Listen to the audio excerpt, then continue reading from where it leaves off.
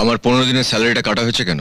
এখানে নিয়ম আছে যে একদিন বিনা নোটিসে কামাই করলে 5 দিনের টাকা কাটা যায়, আর তুমি সেখানে কামাই করেছো 3 দিন, 17th, 18th and 19th। তাই তোমার স্যালারি থেকে 15 দিনের টাকা কাটা হয়েছে। Very simple. আপনি হয়তো ভুলে গেছেন 17 তারিখে আমাদের বিয়ে ছিল, 18 তারিখে কাল রাত্রি, 19 তারিখে বৌভাত। এটা তোমার ব্যক্তিগত ব্যাপার। কোম্পানির ম্যানেজিং ডিরেক্টর হিসেবে তো আমি তোমার জন্য কিছুই করতে পারবো না, কিন্তু তোমার স্ত্রী হিসেবে আমি অনেক কিছু করতে পারি। এখানে তোমার প্রয়োজনের অতিরিক্ত অনেক টাকা আছে, তোমার যত খুশি তুমি নিয়ে নাও।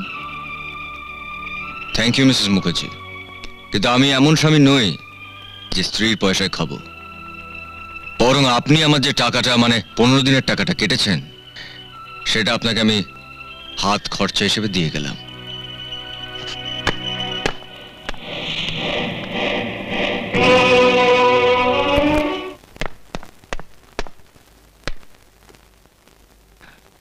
মা। সাগর,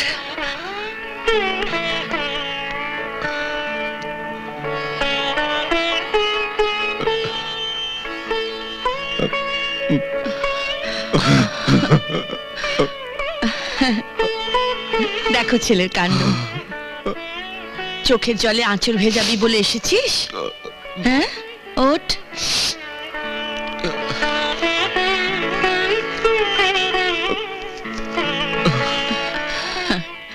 হ্যাঁ রে সাগর, বৌমা কেমন আছে রে? ভালো। আর তুই? তোমাকে ছেড়ে একদম ভালো লাগে না। সব সময় তোমার কথা মনে হয়।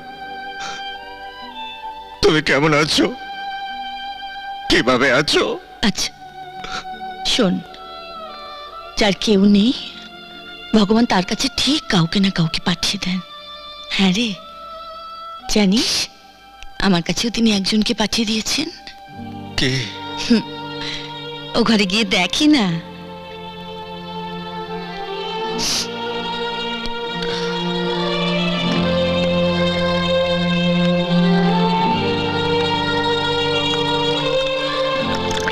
প্রিয়া, তুমি এখানে? প্লিজ সাগর, আমার কাছ থেকে এই অধিকারটুকু কেড়ে নিও না, তাহলে আমি খুব কষ্ট পাবো।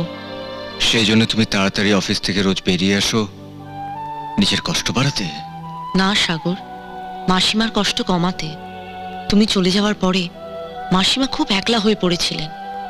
তোমার বন্ধু হয়ে আমি এটা দেখে কেমন করে চুপ করে থাকতে পারি বলো? সত্যি তোমার আর কাজলের মধ্যে কত তফাৎ। একজন আমার মাকে আঘাত দিয়ে খুশি হয়, একজন সেই আঘাতে প্রলেপ লাগিয়ে আনন্দ পায়। এই অন্য মেয়ের সামনে বউয়ের সমালোচনা করতে নেই। বউ, সব ঠিক হয়ে যাবে সাগর, দেখবে কাজল একদিন তোমার মনের মতন